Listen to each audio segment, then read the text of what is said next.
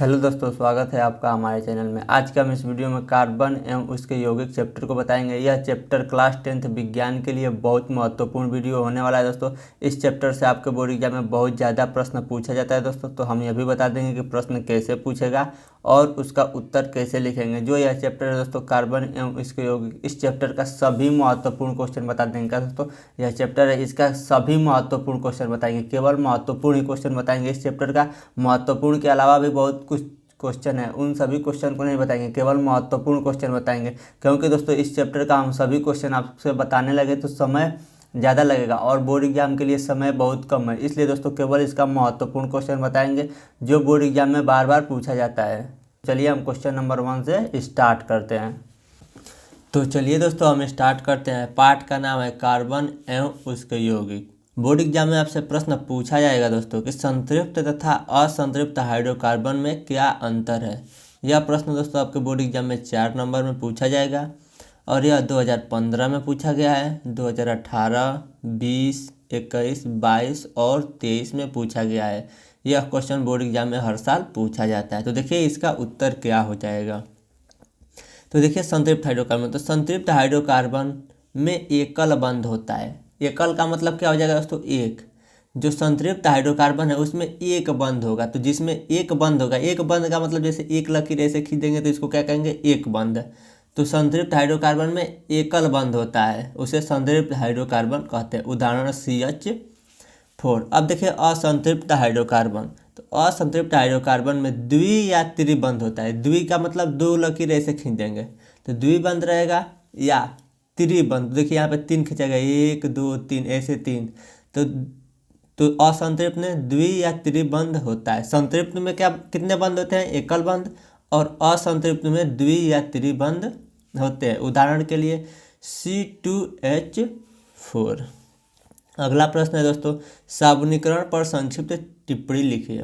इस प्रश्न को 2013 में, 2014 में, 15, 16, 17, 18, 19, 20 और 22 में पूछा गया। यह क्वेश्चन बोर्ड एग्जाम में हर साल पूछा जाता है। तो देखिए इसका उत्तर क्या हो जाएगा। उच्च अणुभार वाले मोनोकार्बोक्सिलिक अम्लों के सोडियम तथा पोटेशियम लवण साबुन कहलाते हैं।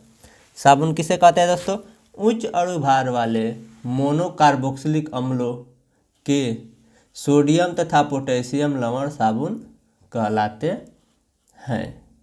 इसका निर्माण कैसे होता है दोस्तों, साबुन का निर्माण, बोर्ड एग्जाम में आपसे प्रश्न यह भी पूछा जा सकता है कि साबुन का निर्माण प्रक्रिया बताइए या साबुन का निर्माण कैसे होता है। तो ये तेल व वसाओं के तनु NaOH या KOH द्वारा जल अपघटन करने से प्राप्त होता है। इस प्रक्रिया को साबुनीकरण कहते हैं। साबुनीकरण किसे कहते हैं, साबुन बनाने की प्रक्रिया को साबुनीकरण कहते हैं। तो देखिए इसका प्रक्रिया क्या है, ये तेल व वसाओं के तनु NaOH या KOH द्वारा जल अपघटन करने से प्राप्त होता है। इस प्रक्रिया को साबुनीकरण कहते हैं। यह हो गया दोस्तों साबुनीकरण का समीकरण। अगला प्रश्न आपसे बोर्ड एग्जाम में पूछेगा, मिसाइल पर संक्षिप्त टिप्पणी लिखिए या साबुन की सफाई प्रक्रिया को समझाइए। बोर्ड एग्जाम में प्रश्न क्या पूछेगा दोस्तों कि मिसाइल पर संक्षिप्त टिप्पणी लिखिए। इसको 2016, 18, 22 और 23 में पूछा गया। या यह भी प्रश्न पूछा जा सकता है कि साबुन की सफाई प्रक्रिया को समझाइए। तो सबसे पहले आप समझ लीजिए दोस्तों साबुन की सफाई प्रक्रिया। यहाँ पे चित्र के माध्यम से समझ लेते हैं। जो साबुन होता है दोस्तों, उसके जो साबुन के अणु होते हैं उसके 2 भाग होते हैं। तो यह एक भाग हो गया और यह दूसरा भाग, यह पहला भाग। तो साबुन के अणु के कितने भाग हो गए, 2 भाग होते हैं। तो पहला भाग को क्या कहते हैं दोस्तों, हाइड्रोजन आयन। यह से लिख देंगे हाइड्रोजन आयन भाग। तो यह हो गया हाइड्रोजन भाग।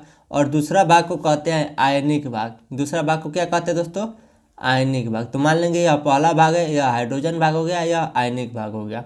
तो दोस्तों जब साबुन को पानी में घोलते हैं तो उसमें झाग बनता है। तो उसी झाग को जो गाज बोलते हैं, कोई झाग बोलते हैं, तो उसी झाग को 2 भाग होते हैं। पहला भाग को हाइड्रोजन भाग और दूसरे भाग को आयनिक भाग।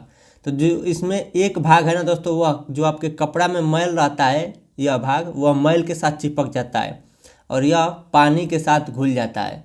तो जब हम पानी में साबुन घोलकर कपड़ा धोते हैं तो क्या होता है दोस्तों, झाग उत्पन्न होता है, तो जो यह भाग होता है वह मैल से चिपक जाता है। तो जब हम उसको रगड़ते हैं तो वह मैल को अपने साथ खींचकर पानी में लेकर चला जाता है। तो जब हमारे कपड़ा से मैल हट जाएगा तो हमारा कपड़ा क्या हो जाएगा, साफ हो जाएगा। तो यही साबुन की सफाई प्रक्रिया है। तो देखिए वही चीज़ यहाँ पे लिखा है, साबुन के अणु 2 सिरे वाले होते हैं। साबुन के अणु में कितने सिरे होते हैं दोस्तों, 2 सिरे होते हैं। पहला भाग को हाइड्रोजन भाग कहते हैं। क्या दोस्तों, पहला भाग को क्या कहते हैं, हाइड्रोजन भाग कहते हैं, तथा दूसरा भाग को आयनिक भाग कहते हैं। दूसरा भाग को क्या कहते हैं, आयनिक भाग कहते हैं। पहला भाग मैल में घुलता है। क्या दोस्तों, जो यह पहला भाग है वह मैल में घुलता है, तथा दूसरा भाग जल में घुलता है। यह दूसरा भाग हो गया। यह दूसरा भाग क्या होता है, जल में घुल जाता है। जल में साबुन घोलकर कपड़ा धोने पर साबुन के अणु मिसेल संरचना तैयार करते हैं। मिसेल संरचना का मतलब गाज बनता है, झाग बनता है, उसी को क्या कहते हैं, मिसेल संरचना कहते हैं। जहाँ साबुन का एक भाग मैल की ओर तथा दूसरा भाग बाहर की ओर होता है। साबुन का एक भाग क्या होता है, मैल की ओर, और दूसरा भाग पानी की ओर या बाहर की ओर होता है।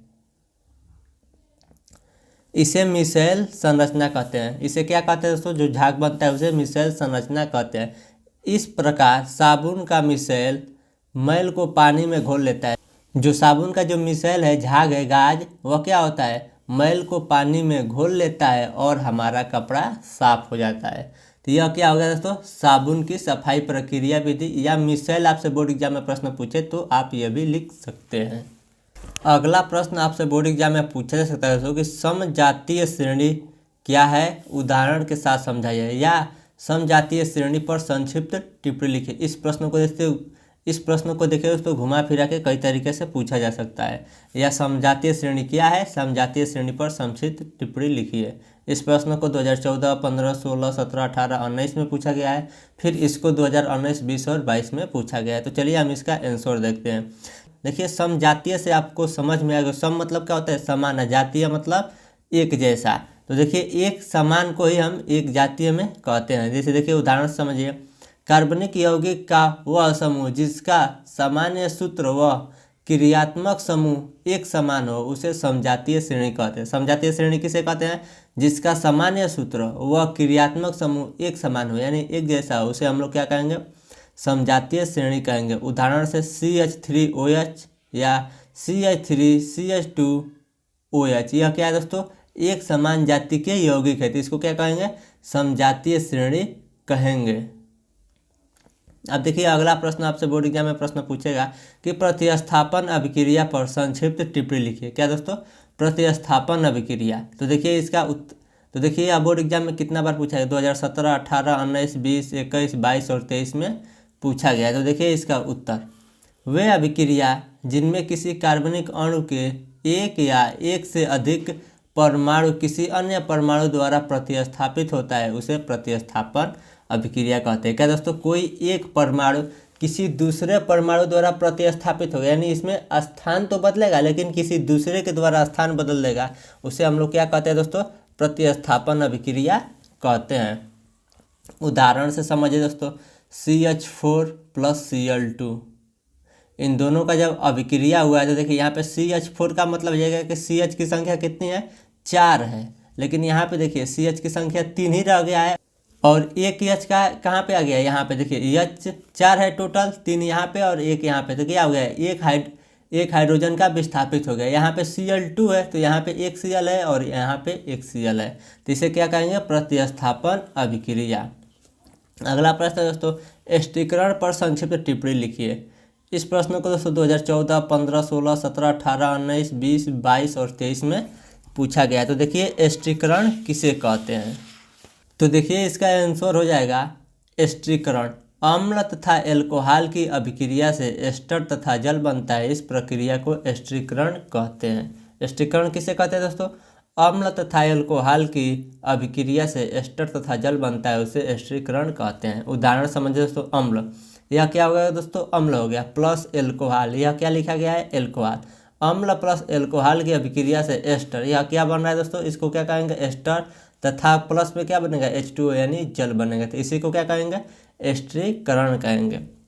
आगे प्रश्न आपसे पूछा जा सकता है कि स्टिरीकरण का जल अपघटन का समीकरण लिखिए। तो देखिए स्टिरीकरण का जल अपघटन का समीकरण है, तो स्टिरीकरण में जो तो एक्सट्रीकरण में जो यह है दोस्तों उसको यहाँ पे लिख देंगे। देखिए CH3COO CO2H5 प्लस क्या करेंगे जल अपघटन, प्लस जल का सूत्र होता है H2O। तो इन दोनों को जब आपस में अभिक्रिया कराएंगे CH3COOH यही बनेगा, प्लस में क्या बनेगा C2H5OH, यानी यह एल्कोहल बन गया। दूसरा दोस्तों उपयोग, यानी एस्टीकरण का उपयोग कहाँ पे है, तो प्रयोगशाला में अभिकर्मक के रूप में। दूसरा है दोस्तों कृत्रिम सिरका बनाने में। तो दोस्तों यह वीडियो बहुत लंबा हो गया। आगे का महत्वपूर्ण क्वेश्चन देखने के लिए जो आपके स्क्रीन पर वीडियो आ रहा है उस वीडियो को जरूर देखें।